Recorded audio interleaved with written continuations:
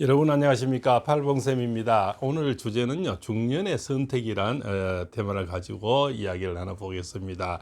자, 중년은 이제는 참 많이 늘어났죠. 옛날에는 정말 50, 60이 되면 중년이라, 지금은 중년에 범죄에 들어가지를 못합니다. 그죠? 대부분 지금 중년을 보통 70세 정도를 중년을 보고 있죠. 그래서 한 60에서 한 75세를 보면 맞을 것 같습니다. 사실은 75세 넘어도 사실 경로당 가게 돼요. 좀 그런 시절이 지금 오고 있죠. 그렇게 그만큼 우리 수명이 늘어나고, 그죠? 우리 체력도 그런 많이 늘어나고, 또한 그렇지만 질병도 많이 늘어났죠. 그것이 항상 이렇게 우리 같이 간다는 거죠. 우리 수명이 늘면 질병도 늘고, 그죠? 그렇지만 또 골고루 이렇게 해서 오랫동안 또 그 병고에 시달린 분들도 많이 있죠. 그래서 우리 중년에는 어떻게 살아야 될 것인지 하는 이런 테마를 가지고 또 정치, 경제 분야 이렇게 연계해서 얘기해 보겠습니다. 중년에는 우리는 정말 언제나 갈 데가 있어야 되겠죠. 직업이 대부분 없단 말입니다. 그래서 우리가 제2의 직업을 많이 찾죠. 퇴직하고 난 뒤에, 그죠?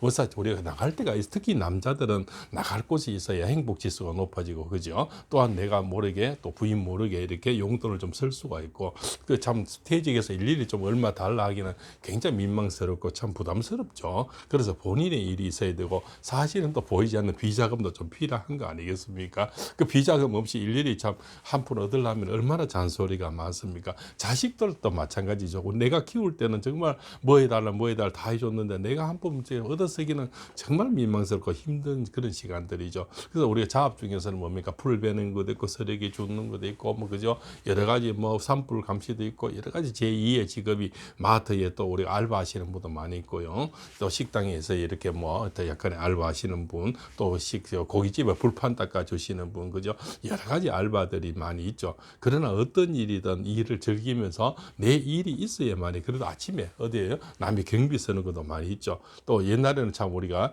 알바들이, 저도 주례를 많이 썼습니다만은 주례 자리 있는 것이 이제는 없어져 버렸죠. 그래서 갈 곳은 나이는 많은데 정말 갈 곳이 이제 없어지는, 며칠 전에는 마트를 가니까 마트에 그 캐시하는 분들이 대부분 없어지고, 자동적으로 자동 계산하는 데가 생겼더라고요. 사실 처음 하니까 좀 이렇게 낯설기도 하지만, 점점 그런 인구들이 이제 없어지는 거죠. 거기 있던 많은 아주머니들이 반은 없어지고, 반은 자동 계산을 해서 이제 본인이 직접 계산하는 실포로 이렇게 바뀌어져 있더라고요. 그래서 이런 시대가 이제 점점 가면은 AI들이 다 해버리고 전부 자동화 시스템, 무인 점포가 점점 늘어나니까 결국은 알바 자리가 점점 없어지는 거죠. 그래서 우리는 100세 시대의 제2의 직업을 늘 중년부터 미리 준비를 해야 된다는 거죠. 그죠? 그러나 또 중년에 너무 며칠 손님하는 분이 너무 무리수를 해서 뭐 주식에 너무 많이 한다, 코인에 너무 많이 한다든가, 그죠? 또 우리가 확실치 않은, 해보지 않은 그런 일에 대해서 내 전 재산을 다 넣어서, 그죠?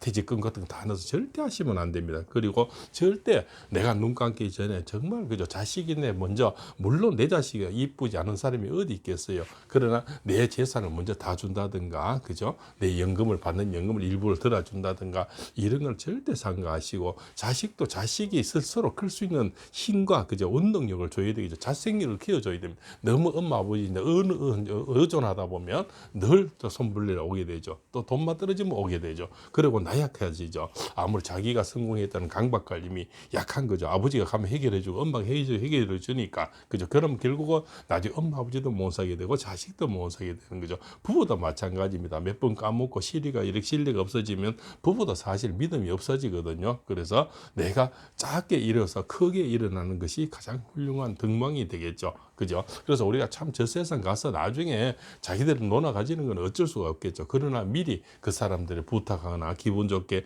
기분 맞춘다고 해서 미리 주는 거는 정말 내가 주기는 쉽지만 한 푼 받기는 진짜 힘드는 거거든요. 자식이 우리가 100만 원 주기는 쉬웠지 10만 원 얻었으려면 손이 떨리고, 그저 가슴 아프고 이렇지 않습니까? 그렇죠? 그래서 미리 절대 주는 거는 아니다, 이렇게 생각을 하죠.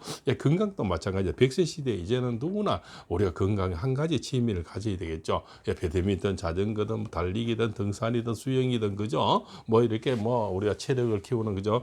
헬스장이든 여러 가지 이 체력이 있어야만이 나중에 골골 30년이라고요. 사실 김병에 혀 잡고 연례 없죠. 우리가 아파 누워 있으면 누가 그 밥을 해주고 뒤처리 누가 하겠습니까? 그런 것도 미리 참 우리가 예상을 하는 게 좋겠죠. 그래서 중년이라는 나이가 참 이렇게 애매하고 참 힘들기도 하고 또 좋은 것도 있습니다. 인생을 한 박자 이제 90, 60갑자 다 살아서 편한 것도 있지만 제2의 인생을 잘 누려서 행복 지수를 높여야만 죽을 때도 우리가 밝게 맑게 죽지 않을까요? 그죠? 그 행복 지수 높인 거는 뭡니까? 내 스스로 건강 지키면서 내 하고 싶은 거 하면서 적절한 내 재산을 관리해서 누구인가 손벌레를 가지 않고요. 그죠? 내 노후를 더욱더 생각하는 건 저는 노후라는 게 점점 길어진다는 거죠. 앞으로 120살까지 살지 어떻게 합니까? 지금 100세 넘은 교수님도 계시고 아직까지 강의하고 계시고 김형승 교수님이죠. 그분들 보십시오. 그래서 친구분들 다 돌아가셨지만은 그죠? 앞으로는 수명이 점점 늘어나면은 참 늙어서는